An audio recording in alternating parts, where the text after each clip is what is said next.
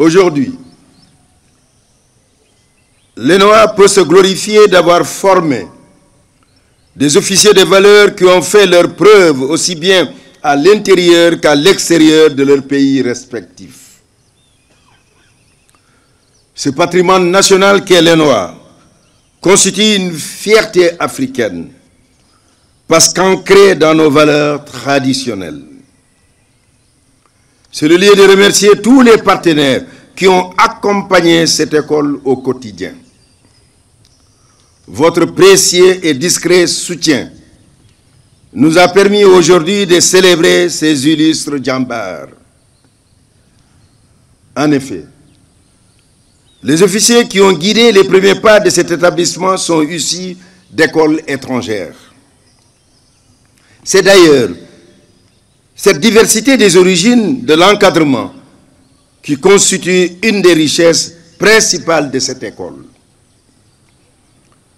Cette cérémonie de sortie de la 41e promotion de l'ENOA m'offre l'agréable opportunité de saluer les efforts importants consentis par le haut commandement dans cette école en droite ligne de la vision de son Excellence M. Macky Sall, président de la République, chef suprême des armées. En effet, le chef d'État Macky Sall, dès son accession à la magistrature suprême en 2012, a immédiatement mis en place une politique de montée en puissance des armées, axée sur la modernisation des équipements, le renforcement de la formation militaire, l'amélioration de la condition militaire, entre autres. Cela témoigne tout simplement de sa volonté inébranlable de doter le Sénégal de structures d'éducation à la hauteur du rayonnement de nos forces armées. Par ailleurs, la cérémonie de ce matin revêt un caractère particulièrement historique. Pour la première fois dans la vie de cette école, des officiers sont élevés au rang d'illustres djambars et inscrits au temple de la renommée Hall of Fame de l'ENOA. Je salue cette initiative heureuse du commandement qui contribuera à coup sûr à encourager le culte de l'excellence chez nos officiers.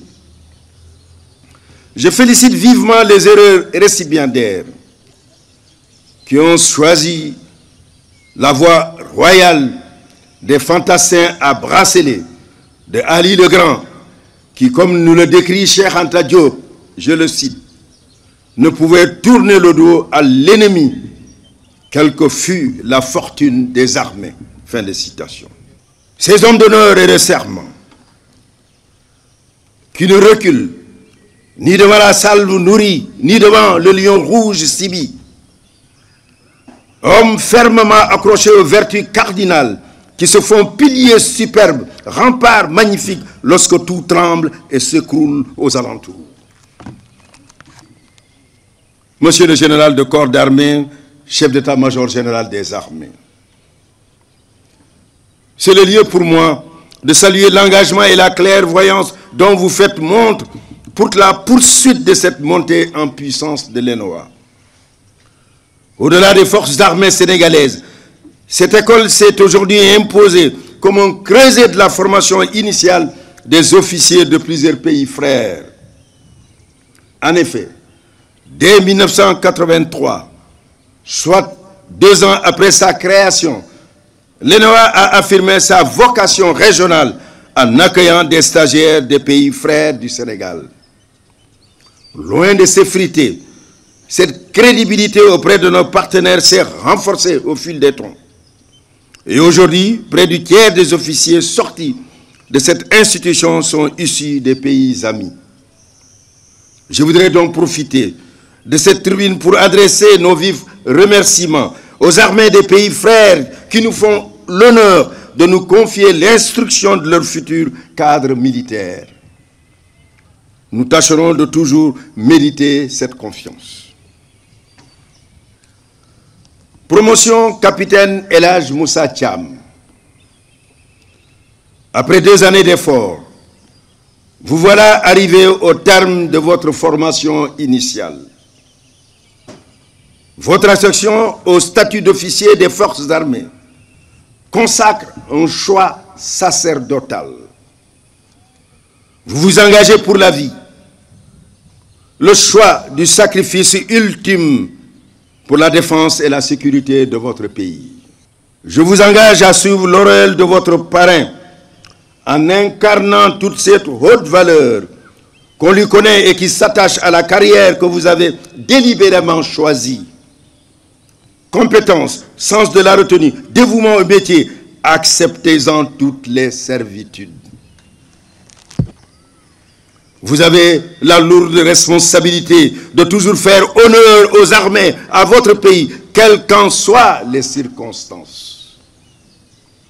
Si besoin, jusqu'au sacrifice ultime, à l'instar de votre illustre parrain, dont je salue respectueusement la mémoire.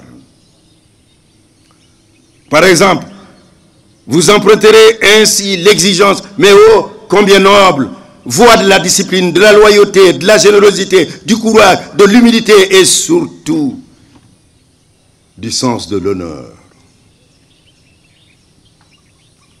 Vous appartenez désormais à la communauté des Djambars à Bracelet, ce nœud sacré qui vous lie pour l'éternité à vos anciens et à vos futurs cadets.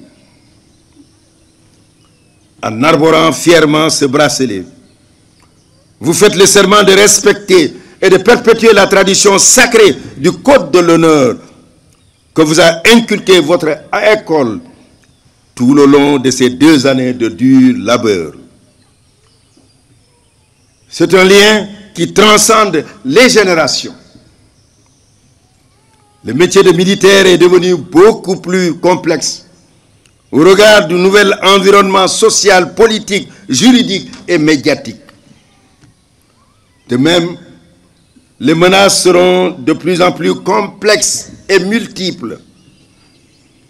En tant qu'officier, vous n'avez pas le temps de vous faire divertir par des contre-valeurs qui doivent constamment appeler de votre part une résistance qui vous met face à vos responsabilités. Je demeure convaincu que l'ENOA vous a donné des outils et inculqué des valeurs qui vous serviront à relever avec xel, jom, fit les défis qui vous attendent. En tout état de cause, je vous exhorte surtout à toujours garder à l'esprit, comme le rappelait le président de la République Macky Sall, chef suprême des armées, que le militaire qui ne sait pas obéir ne sera jamais digne de commander.